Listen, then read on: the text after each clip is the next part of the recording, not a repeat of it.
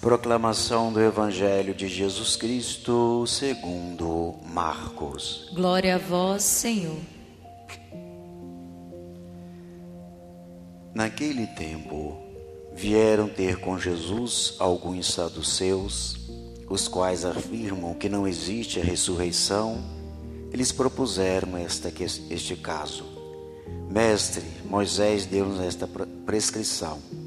Se morrer o irmão de alguém e deixar a esposa sem filhos, o irmão deste homem deve casar-se com a viúva, a fim de que garantir a descendência de seu irmão. Ora, havia 7 irmãos. O mais velho casou-se e morreu sem deixar descendência. O segundo casou-se com a viúva e morreu sem deixar descendência. E a mesma coisa aconteceu com o terceiro. E nenhum dos 7 deixou descendência. Por último, morreu também a mulher. Na ressurreição, quando eles ressuscitarem, de quem será ela a mulher? Porque os 7 se casaram com ela. Jesus respondeu: acaso vós não estáis enganados, porque não conheceis as Escrituras, nem o poder de Deus? Com efeito, quando os mortos ressuscitarem, os homens e as mulheres não se casarão, pois serão como os anjos do céu. Quando ao fato da ressurreição dos mortos, não lestes no livro de Moisés, na passagem da sarça ardente, como Deus lhe falou: eu sou o Deus de Abraão, o Deus de Isaque e o Deus de Jacó? Ora, ele não é Deus dos mortos, mas de vivos. Vós estáis muito enganados. Palavra da salvação. Glória a vós, Senhor. Queridos irmãos e irmãs em Cristo, como o Padre disse no início, estamos na 9ª semana do tempo comum, mas hoje a igreja abre os parênteses para que a gente possa celebrar a memória de São Carlos Lwanga, na qual ele e seus 21 companheiros entregaram a vida na África para que a graça de Deus, a palavra de Deus pudesse chegar ao coração das pessoas e elas pudessem assim alcançar a salvação. O martírio é uma entrega total, por inteiro, aquilo que Deus nos convida a viver, que é o nosso batismo. Somos chamados a entregar a nossa vida, mesmo correndo riscos de perdê-la. Mas quando nós perdemos a nossa vida por causa de Deus, a salvação ela é garantida, porque foi uma entrega por inteiro, não uma entrega pela metade. Os mártires viveram isso plenamente em seus corações. Não tiveram medo, enfrentaram tudo aquilo por causa do reino de Deus. É o que está na primeira leitura de hoje, da carta de Paulo a Timóteo. Paulo está vivenciando as durezas, as dificuldades, as perseguições de viver pregando o reino de Deus. Ele envia então uma carta a Timóteo, seu discípulo, que está desanimado, está cansado, está triste, está fatigado.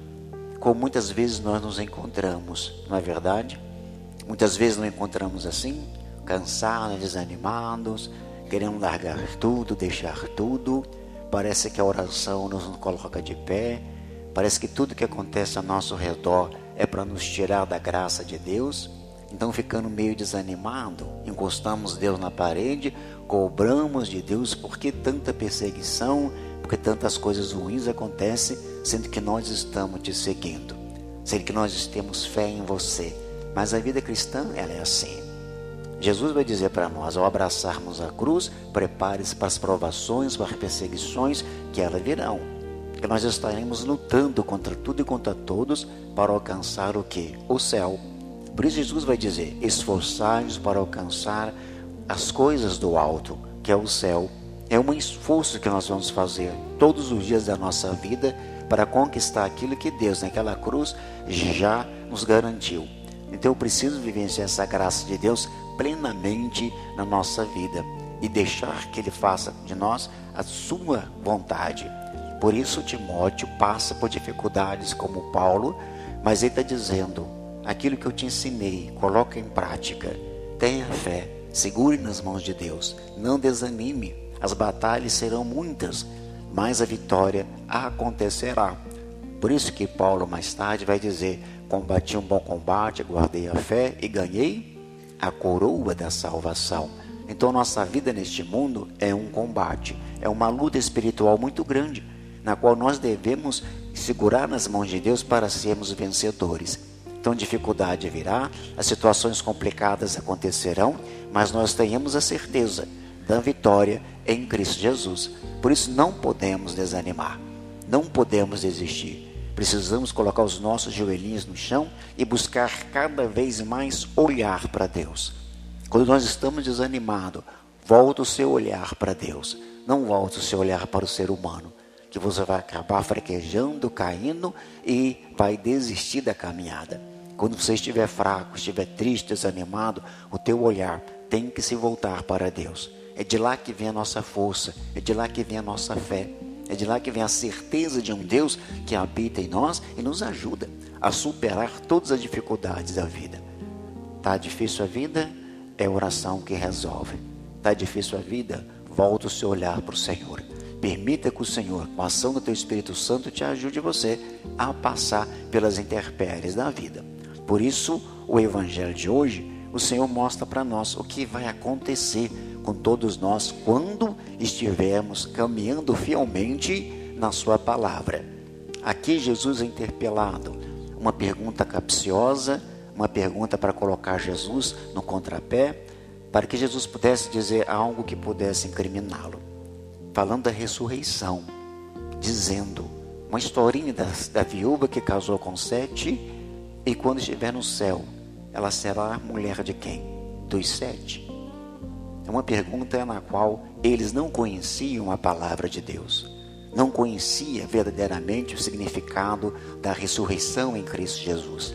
Ao ressuscitarmos, não seremos mais iguais, seremos completamente diferentes. A nossa vida que nós levamos aqui neste mundo, no céu, será completamente diferente. Já pensou se você chegasse no céu e continuasse vivendo os mesmos problemas que você vive aqui? Fala para mim. Ninguém merece, né? Imagine os problemas que você vive aqui, chegando no céu, você tem que conviver com ele pro resto da vida.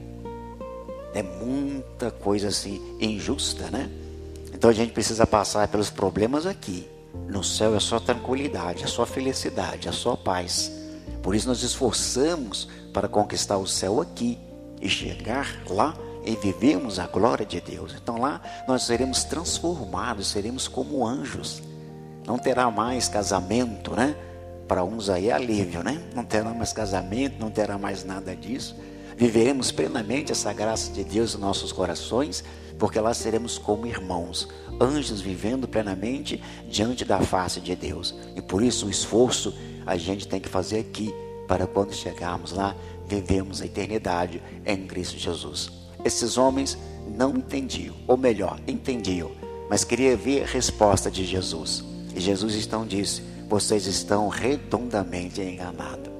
A graça de Deus, ela transforma por inteiro a nossa vida. E nos transforma, homens e mulheres, em anjos diante da graça de Deus. Por isso o esforço aqui tem de ser sempre a santidade, para chegarmos todos um dia para contemplar a glória de Deus.